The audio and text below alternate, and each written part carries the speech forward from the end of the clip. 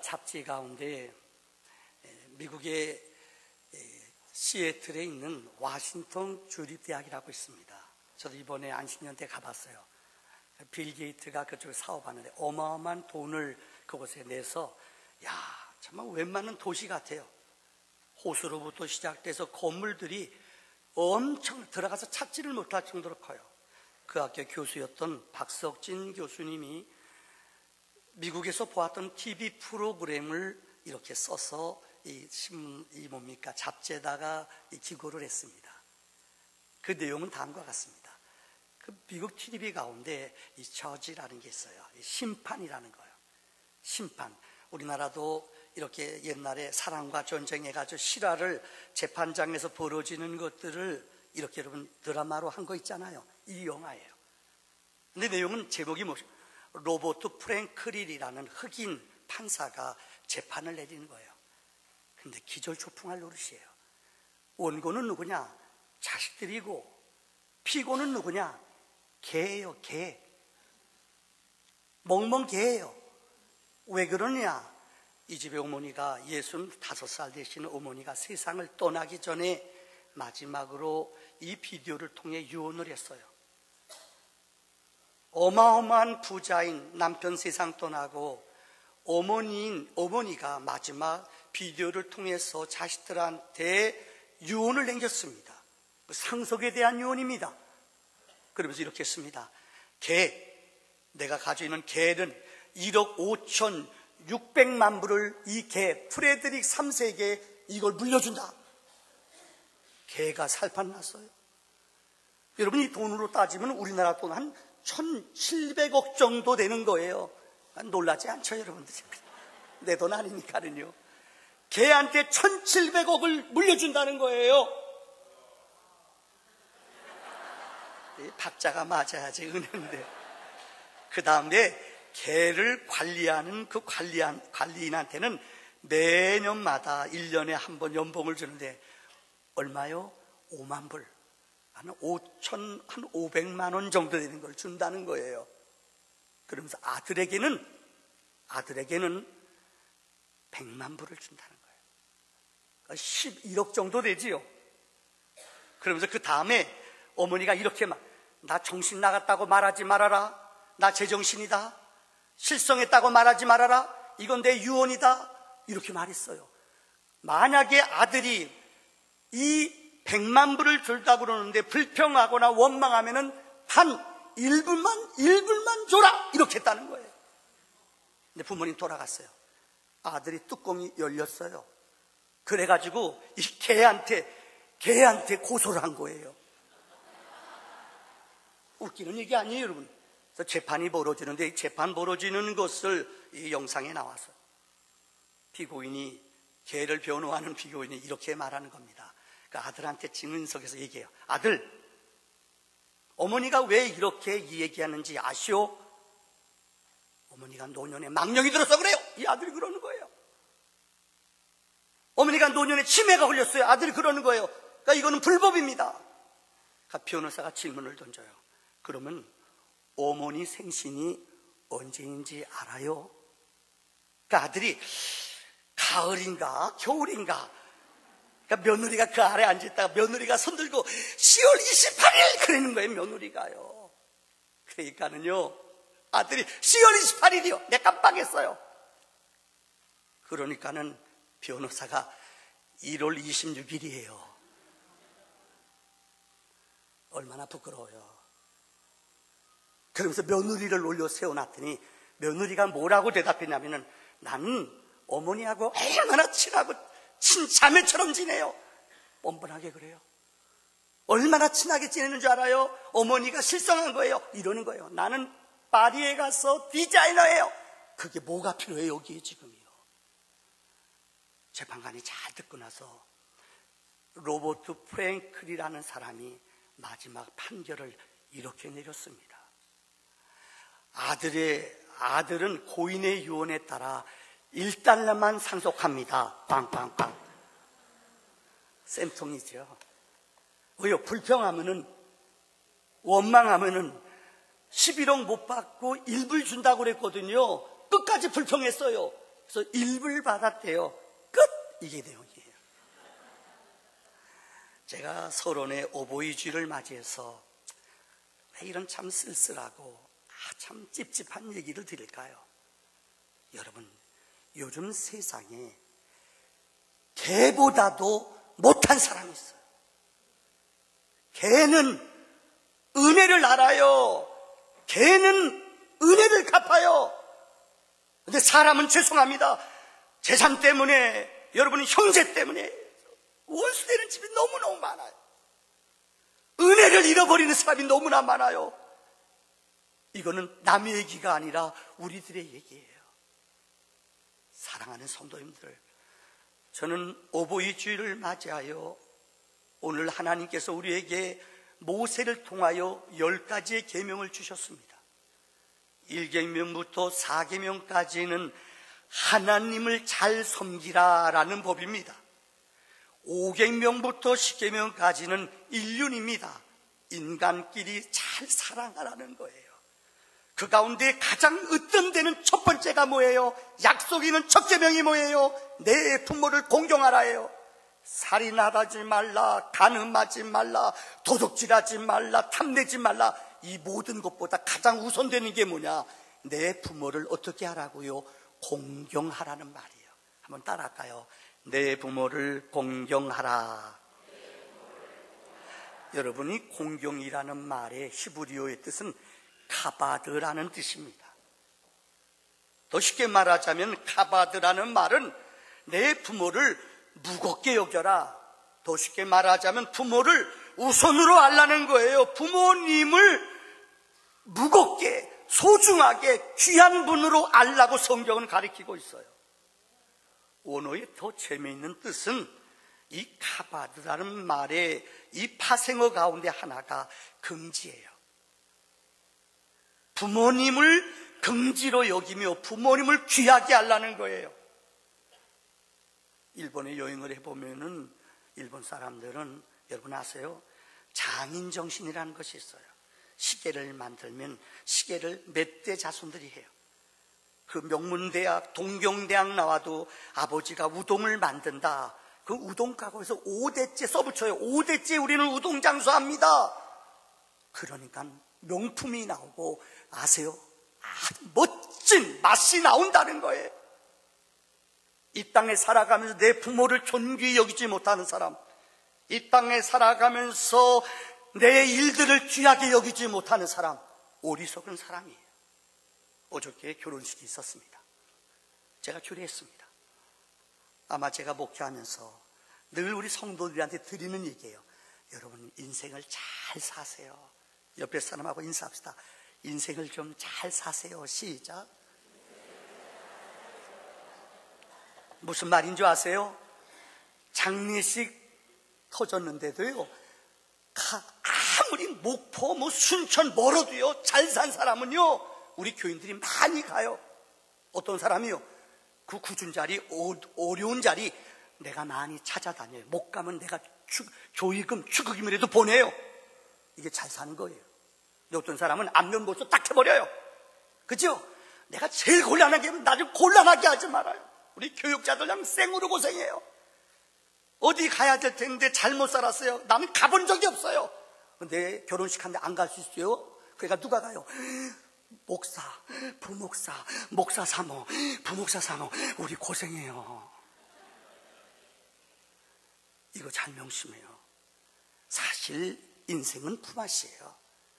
우리가 사는 만큼 가고, 어제 결혼식장 가서 우리 교인들 놀랐을 거예요. 진짜 우리 교회가 그쪽으로 옮긴 것 같았어요. 진짜 많이 왔어요. 근데 우리는 김경희 권사님이 어떻게 살았는지 너무 잘 알잖아요. 제가 긴 얘기 안 할게요. 그 두 아들 데리고 혼자서 얼마나 어렵게 사셨어요. 그죠? 내가 어떤 얘기 안 할게요. 아빠 일찍 세상 떠났죠. 그 두 아들 데리고요, 내가 죄송합니다, 제일 많이 기도하러 가는 데가 그 집이에요. 그래서 제가 당뇨가 더 걸렸나 봐요. 기도할 때마다 권사님 안타까워요. 가게 가서 기도해주고 오고요. 권사님 떡볶이집 10수년 하잖아요. 여러분 들으셨죠? 길거리에 가다 보면은 보건소에서 가다가 막 차 뺏어 가잖아요. 한두 번이 아니에요. 그래서 마을 사람들이 우리 권사님 너무 출근하고 너무 귀하니까는 그 마을 사람들이 그 안에다가 이렇게 자리를 마련해 줬어요. 그게 김경희 떡볶이 집이에요. 여러분 알죠? 근데 그 아들들 둘이요, 권사님 정말 잘 키웠어요. 내가 큰아들은 제가 중매 섰습니다. 지금 입는 양복이 그때 입은 양복이에요. 그런데 아들들이, 큰아들은 LG 다니잖아요. 큰 기업 다니잖아요. 아들들이 10시, 11시에 어머니 끝나는 시간 되면은 아들들이 번갈아 와서 어머니 그 무거운 짐 다 싸주고요, 리아카 다 끌어다 줘요. 우리 교인들은 알아요. 그래서 어제 결혼식장에 많이 온 거야. 안 간 사람은 찔릴지어다. 인생을 산 만큼 사람들이 긍지를 여기고 박수 쳐주는 거예요. 창세기 47장 3절에 보면은 여러분, 요셉이, 여러분 알잖아요. 요셉이 꿈을 꿔서 형들한테 팔리잖아요. 그래서 하나님 꿈을 꿔서 요셉이 애굽을, 우리말로 애굽의 꿈을, 앞으로 애굽의 흉년을 막았잖아요. 1년밖에 안 됐어요. 앞으로 6년 동안 흉년이 더 들어야 돼요. 근데 야곱과 그의 형제 70명이 이 애굽으로 이전에 고센 땅에 머물게 됐어요. 그래서 바로 왕이 너무나 감사하고 고마워서 그 식구들을 맞이해요. 오늘 요셉의 형제들을 불러다 놓고 너희들 아버지 직업이 무엇이냐, 너희 아버지 생업이 무엇이냐 라고 요셉의 자녀들한테 물어봤어요. 그랬더니 그 형제들이 뭐라고 말했는 줄 알아요? 종들은 목자인데 우리 선조도부터 우리 아버지는 양 치는 사람이었습니다. 목축하는 사람. 그 당시에 애굽에서는 양 치는 직업은 천한 직업이에요. 아주 비천한 직업이에요. 근데 아버지의 일들을 그들은 부끄러움 없이 우리 아버지는 목자입니다, 기쁨으로 얘기했다는 거예요. 성경에 보세요. 마태복음 1장 1절을 보면은 아브람과 다윗의 자손 예수 그리스도의 계보라라고 시작하면서 아브라함부터 시작돼서 14대 예수님이 태어난 것을 14대씩 42대 손에 이름이 기록되어 있습니다. 그런데 놀라운 사건이, 원래 여자는, 어린아이는 성경에 이름이 없어요. 근데 거기 이름 가운데 아브라함 그 족보를 열거하면서 여러분, 유다 자손, 다윗의 자손, 왕족이에요. 얼마나 위대한 왕비가, 얼마나 위대한 여인들이 많아요. 근데 성경에 여인들을 이름을 썼는데 5명이 기록되어 있어요. 첫 번째가 창세기 나오는 다말이라는 사람입니다. 다말이 누굽니까? 자기 시아버지, 자기 남편이 죽었어요. 자기 씨가 없어요. 그러니까 남편, 시아버지 주무시게 하고 술 드시게 하고 자기가 몰래 창녀처럼 꾸미고 들어가 아버지하고 잠잤대요. 그때 낳은 게 베레스하고 세라예요. 세상에 시아버지하고 잠잤대요. 근데 그 이름이 기록되어 있어요. 여러분, 라합이 누구예요? 여리고성의 정탐꾼 2사람, 살몬과 2사람. 이 여인은 기생이라, 원어에 보면 이 여자는 창녀였어요. 근데 그들이 2 정탐꾼을 숨겼어요. 후에 그들과 결혼했어요. 살몬, 그들이 누굴 낳아요? 아시죠? 오베스. 여러분, 그가 누굴 낳아요? 이새를 낳고 누굴 낳아요? 다윗의 할머니가 됐다는 거예요. 루시라는 여인, 그는 모함 여인이었어요. 보잘것없는 여인이에요. 남편도 다, 남자들은 다 세상 떠났어요. 그럼에도 그 여인은 고백하잖아요. 어머니의 하나님이 나의 하나님입니다. 고향에 돌아와 어머니를 정성껏 돌봤어요. 여러분, 우리아 안에 얼마나 부끄럽고 수치스러운 일이에요. 근데 왜 성경은 몰라서 그랬을까요? 하나님이 감동이 덜어서 그랬을까요? 시아버지랑 기생으로 여러분, 자기 남편이 죽었음에도, 또한 이방 여자임에도 불구하고 성경은 그들의 이름을 기록해요. 왜요? 우리의 조상들을, 우리의 부모님들을 자랑하며 그들을 긍지로 여기는, 공경하는 믿음을 가지라고 명령하신 줄을 믿습니다. 두 번째는, 부모를 공경하라는 말은 부모를 기쁘게 하라는 말이에요. 설교 준비하면서 정채봉 씨가 쓴 짧은 책이에요. 제목이 멀리 가는 향기라는 책입니다. 이 책에 나오는 재미있는 내용이 실화를 썼대요. 정채봉 씨가 글을 참 재미있게 써요. 거기에 이런 내용이 나옵니다. 어머니가 남편이 일찍 세상 떠나고 핏덩이 같은 유복자를 일생 동안 어머니가 키웠어요. 이 아들이 엄마의 뜻대로 잘 자라나 엄마가 행상하면서 너무 어렵게 고생하면서 이 아들 하나 키웠어요. 그래서 결혼시켰어요. 그 부모님이 어머님 혼자니까 아들이 엄마 같이 살아, 어머니 모시고 살아요. 근데 시간이 지나면서 가정에 자꾸만 불협화음이 생겨요. 싸우는 거예요. 처음엔 조용히 방에서 싸우는데 여러분, 시간이 지날수록 남자 소리가 커질까요? 여자 소리가 커질까요? 여러분 알지요? 막 소리가 커져요. 애들도 알아듣는 거예요. 애들도 엄마 아빠 싸우는 소리가 막 퍼져나가요. 조금 더 있으니까 얘 애기가 크니까는 이제는 소리가 시어머니 귀까지 들려요. 근데 어머니가 싸우니까 마음이 아프잖아요. 그래서 왜 싸우나 문 열고 들어봤더니 아이고, 싸우는 소리가 어머니, 당신 어머니한테서 냄새가 난다는 거예요. 니들은 낚느냐? 어머니가 마음이 심한 거예요. 당신 엄마 씻지도 않나 봐. 왜 나이 들면은요, 죄송해요, 냄새 나요. 어르신애들 용서하세요. 나이 들면 아무리 향수 뿌려도요, 그건 거짓말. 나이 들면 할 수 없어요. 입에서도 냄새 나고요, 몸이 노쇠하면요 세포가 죽어가요. 의학적으로 냄새가 나요. 용서하세요. 혼자 사는 호래비 분들 한 1년 2년 살아봐요. 냄새 나요? 얘기하기 싫지요? 자, 우리 혼자 사시는 어르신들, 여자분들 냄새 나요? 안 난다고 얘기하고 싶지요? 나요. 근데 이 며느리가 그 말 하는 거예요. 엄마한테서 너무 냄새가 난다는 거예요. 어머니가 견딜 수가 없어요. 어느 날은 나 당신 어머니 때문에 나 스트레스, 노이로제 걸렸어, 나 우울증 걸렸어. 어머니가 억장이 무너져요. 하는 어머니가 찾아와서 이렇게 말했대요.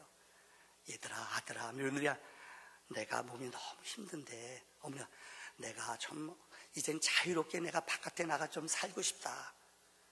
어머니가 일부러 거짓말하는 거예요. 얘들아, 나는 이제 좀 나가서 내 마음대로 친구들하고 놀고 경로당도 다니고 나 좀 그곳에 살고 싶다. 철부지 며느리가 그래요 어머니, 그래요. 먼 마을, 먼 데다가 원룸을 얻어줬어요. 이사 가는 날 아들은 말도 못하고 유리창문 열고 담배만 뻐끔뻐끔 피고 눈물을 주르 흘려요. 아들은 알거든 그 마음을요.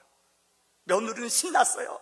이거 싸고 어머니 이거 엄마 짐이죠? 신났어요. 어머니 짐 싸느라고요. 그런데 그 집에 아들이 하나가 있대요. 아들이 흰 종이를 갖다 놓고 뭐를 쓰더래요. 뭐라고 쓰나 봤더니 거기다가 헌옷장 하나, 전기장판 하나, 담요 하나, 전기밥통 하나. 나 이거 다 외웠어요, 여러분들. 그러니까 어머니가 그 며느리가 있다. 야! 너 뭐 하는 거야? 이사하는데! 그러니까 이 아들이 명답을 했어요. 뭐라고 그랬을까요? 다음에 엄마 내가 내보낼 때 내가 챙겨드릴 물건이에요. 참 2부 예배 때는 터졌는데 3부는 영빨이 있어서 그런지 참. 이 아들이 목록을 적어가지고 자기 엄마한테, 며느리한테 이건 내가 나중에 엄마 이사 갈 때, 내가 엄마 쫓아낼 때 내가 엄마 줄 물건이에요. 여러분 이제 아세요? 얼마나 부끄러워요. 이게 우리들의 모습이에요. 자기들은 늙지 않나 봐요. 우리 신장로님 정말 옛날에 그 명동에서 아주 멋쟁이였거든요. 사업하실 때요. 나 우리 장로님이 난 안 늙는 줄 알았어요. 지금 85세인데도 저 정도신데요. 내 나이는 거짓말을 안 해요. 여러분 다시 한번 인사합시다. 당신도 늙어요. 인사합시다. 웃는 거 보니까 비웃어요. 그건 비웃는 거예요. 사랑하는 성도님들, 성경은 우리에게 부모님을 기쁘게 하며 부모님의 은혜를 알라고 말해요. 성경의 약속을 보세요. 여러분, 성경은 우리에게 분명히 내 부모를 공경하라. 그럼 내가 장수하고 내가 약속의 계명을 받는다고 그랬어요. 여러분, 노아를 성경 창세기 6장에 노아는 의인이요 완전한 자요 하나님과 동행하는 사람이라고 말했어요.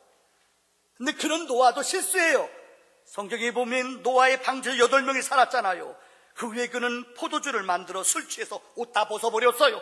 의인도 넘어져요. 그런데 그 아들 가운데 아들 함이 와가지고 아버지 옷 벗은 거 보고 어떻게 했다고 그랬죠? 쫓아와서 형제들한테 야야야 아버지 봤다. 아버지 조롱하고 흉봤어요. 이 소식을 들은 동생들이 셈과 야벳이 어떻게 했다고 그래요? 이 옷을 가지고 뒷걸음질 쳐서 아버지 흉한 부분을 덮어줬다고 말해요. 아버지가 깨났어요. 근데 성경의 함은 아버지 얼굴 보고 비웃어요. 아버지 나 봤어. 뭘 봐요? 아버지 조롱해요. 아버지 수치스럽게 해요. 아버지가 그래요. 너는 성경의 함은 주로 함의 자손들이 니그로 계통이 많아요. 아프리카 쪽으로 많이 갔대요. 너는 셈이 너희를 다스릴 것이니라. 너희는 종신토록, 여러분 성경에 보면은 셈의 지배를 받는다고 말했어요. 야벳은 부모를 기쁘게 하고 부모의 허물을 가려줬어요. 그때 성경은 말해요. 너는, 여러분, 야벳은 문화적인 축복과 찬양과 은혜, 문화적인 축복을 받아요. 셈의 자손은 유다 자손, 이스라엘 우리 황인종들이 주로 셈족이 많아요. 너희는 종교적인 영적인 복을 받는다고 했어요. 부모님의 허물을 덮어줄 줄 알고 부모님을 기쁘게 하는 사람은 하나님이 약속을 주신다고 말씀했어요. 보세요. 창세기 20장에 나오는, 여러분 20장에 나오는 아브라함의 믿음 기억하세요? 아브라함 100세 때 아들을 얻었어요. 여러분 아마 모르긴 몰라도 아들이 모리아 산에 하나님이 드리라고 할 때는 아마 20세 전이었을 거래요. 아브라함은 120세, 이삭은 여러분 20살. 하나님의 명령 내 아들을, 하나님이 아브라함의 믿음을 시험하고자 모리아 산에 가서 아들을 번제로 드리라고 그랬어요. 여러분 아브라함 새벽 일찍 일어났어요. 아내랑 상의하지 않았어요. 성령의 음성을 듣고 그는 일찍이 3일 동안 모리아 산을 3일 동안 걸어갔어요. 스펄전 목사는 이렇게 이 본문을 해석합니다. 아브라함이 3일 동안 걸어갈 때 그의 발걸음은 천근 만근보다 더 무겁고 그의 가슴은 뛰었을 것이다. 산에 갑니다. 두 산을 머물게 해요. 아들에게 장작을 짓게 해요. 산으로 올라가요. 중턱쯤 올라가. 아들이 이삭이 질문해요. 아버지 여기 다 나무도 있고 풀도 있는데 번제할 예물 어디 있어요? 궁금하잖아요. 물어봤어요. 아브라함은 이렇게 말해요. 하나님이 준비하셨다. 올라갔어요. 아무리 봐도 없어요. 보세요. 모리아산 꼭대기에도 올라가서 번제로 나무로 단을 쌌어요. 아들을 묶어서 이제야 아들이 눈치를 채요. 묶었어요. 그 칼로 아들을 내려쳐요. 여러분 물어보겠습니다. 자, 유 집사님, 자, 육남전대 회장님, 지난번 특세 때 육남전대 아무도 안 나왔어요. 회장인데도 그날 출근했죠? 네, 그래요. 저 열받았어요. 이 대답 잘하세요. 그 대신 보세요. 야, 아브라함의 믿음이 더 훌륭한 것 같아요? 이삭의 믿음이 더 훌륭한 것 같아요? 이삭이요? 양승용 장로님, 이건 둘 중에 하나 찍는 겁니다. 아브라함인 것 같아요? 이삭이 더 좋은 것 같아요? 일부 오늘 많이 왔어요. 일부는 전부 다 아브라함이래요. 일부는 이삭이, 한 사람이 첫 번째 이삭하니까 다 이삭이래요. 내 답은 아브라함과 이삭이 둘 다예요. 그래서 내 장로님을 좋아하는 거예요. 맞아요. 누가 믿음이 더 좋아요? 아브라함도 믿음이 좋고 누구도 좋아요. 이삭도 믿음이 좋아요. 어떻게 100세 때는 아들 죽여보세요. 여러분 아들이 칼로 친다고 생각해요. 영진이가 아버지는 장가리도 갔잖아요. 그럴 거예요. 박우민 장로님 영신이한테 내가 너 죽인다 그러니까 뭐랬는 줄 알아? 아버지는 장가도 갔잖아요. 아마 그러고 싶을 것 같았대요. 여러분, 이게 쉬운 얘기 같죠? 성경 이야기 같은가요? 아니에요. 다시 말하자면 아브라함이 평소 때 아들에게, 이삭에게 믿음의 삶을, 믿음의 본을 보였다는 거예요. 하나님을 경외하는, 하나님을 의지하는, 하나님을 믿는 믿음을 아들이 보고 자랐다는 거예요. 우리 기독교 교육에서 제일 많이 하는 이야기가 있어요. 자녀는 부모의 뭘 보고 자라요?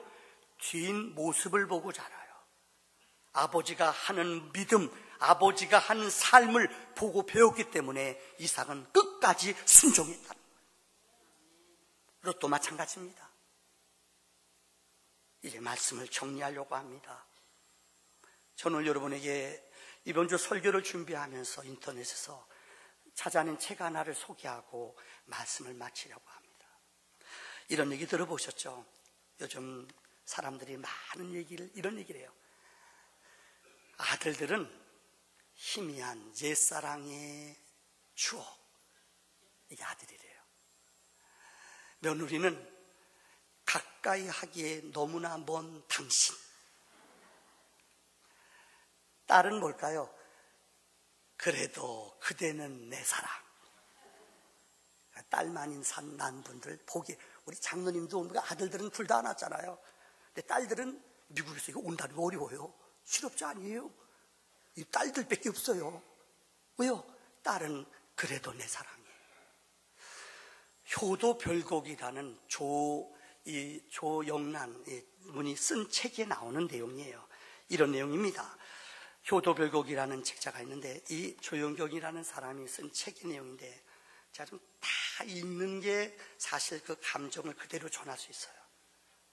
그런데 앞에 부분 3분의 2는 너무나 길기 때문에 앞에 부분은 제가 그냥 각색해서 설명을 드리고, 그 저자의 의도를 3분의 1은 제가 그대로 그 소설을 읽어드리겠습니다. 이런 내용입니다. 오한 서울에 만두집이 있었습니다. 부부가 만두집을 하는데 참 그 집에 찾아오는 손님 가운데 희한한 손님이 있어요. 항상 수요일 날 오후 3시만 되면은 할아버지 할머니가 두 분이 만두집에 찾아와요.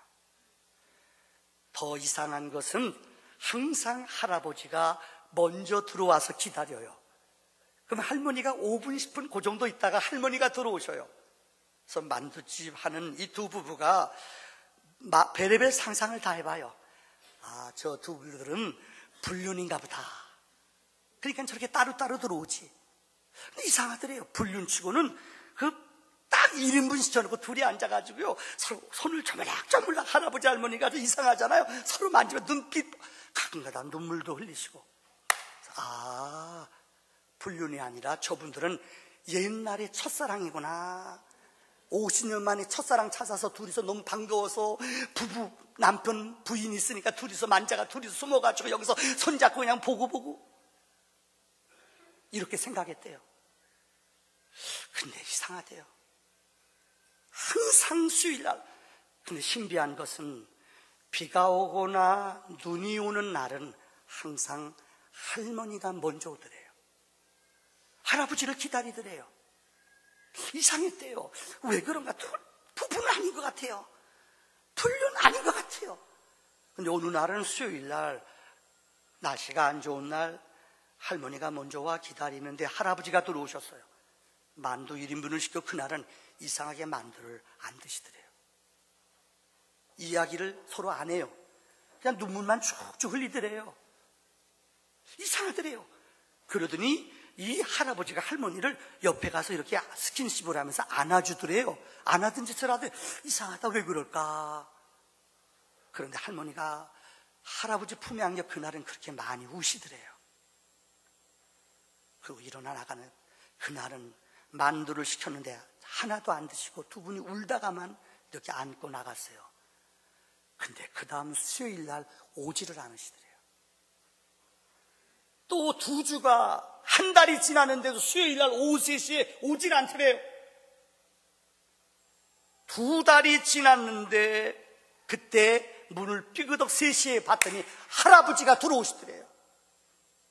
너무 놀라가지고 이 만두집 이 여주인이 할아버지한테 이제 띄워주세요. 할머니 곧 오시겠지요? 할아버지가 고개를 가로저으면서 말했습니다. 죽었다는 것이었습니다. 그 말에 만두집 부부는 들고 있던 접시를 떨어뜨릴 만큼 놀랐습니다. 그리고 마치 독배가 울먹이는 목소리로 이야기하는 할아버지의 사연을 듣고서는 부부는 더욱 놀랄 수밖에 없었습니다. 그들이 생각했던 것처럼 할아버지와 할머니는 첫사랑의 관계가 아니라 어엿한 부부지간이었습니다. 그런데 할아버지는 수원에 있는 큰아들 집에서, 할머니는 서울에 있는 둘째 아들 집에서 각각 떨어져 살아야만 했습니다. 두 분의 사이가 나빠서가 아니라 자식들이 싸운 결과였습니다. 큰 며느리가 다 같은 며느리인데 자기 혼자만 시부모를 모두 모실 수 없다고 강경하게 나서는 바람에 아들들이 공평하게 한 분씩을 모시기로 한 것이었습니다. 본의 아니게 서울과 수원으로 생이별을 하게 된 할아버지와 할머니는 매주 수요일 오후 3시만 되면 마치 견우직녀처럼 그 만두집에서 일주일에 한 번씩 만나온 것이었습니다. 할아버지의 이야기는 다음과 같은 말로 끝을 맺었습니다. 이제 나만 죽으면 돼. 이제 나만 죽으면 돼. 천국에서는 할머니를, 내 할멈을 만날 수 있고 살 수 있을 거야. 이제는 나만 죽으면 돼. 이제는 나만 죽으면 돼. 천국에서는 떨어지지 않고 우리 할멈과 나는 같이 살 거야. 이렇게 끝을 맺어요. 저는 이 글을 읽으면서 얼마나 울었는지 몰라요. 여러분, 공자가 쓴 책 가운데 한시 외전이라는 글이 있습니다. 공자가 제자들을 가리키는데 그 제자 가운데 고라는 제자가 있었습니다. 이들이 과거에 급제하기에 집을 떠나 1년, 2년 동안 과거 급제할 때까지 이곳에서 공부해요. 그런데 어느 날 이 고가 대성통곡을 하고 울더래요. 그래서 공자가 깜짝 놀라 이 제자가 왜 우는가 찾아가 물어봤더니 부모님이 돌아가셨다는 거예요. 부모님이 돌아가셨다는 거예요. 그래서 공자가 그 제자에게 들려준 말이, 이게 한시 외절에 나오는 말이에요. 나무는 가만히 있고자 하나 바람이 그치지 않고, 자식은 효를 다하고자 하나 부모는 기다려주지 않네. 십계명 가운데 다른 계명은 나중에 누이시고 해도 돼요. 나중에 시간 지나면 다시 할 수 있어요. 그런데 5번째 계명인 내 부모를 공경하라는 것은 제한적인 계명이에요. 아무리 효도를 하고 싶어도 효도할 부모가 없어요. 여러분, 오늘 어버이 주일입니다. 정말로 저도 부모님을 섬기고 싶었지만은 제가 공목생활 30년 하느라고 저는 부모님을 섬길 수 있는 기회가 없었어요. 돌아가시기 전에 저는 어머님을 6년 동안 우리 집에 모셨어요.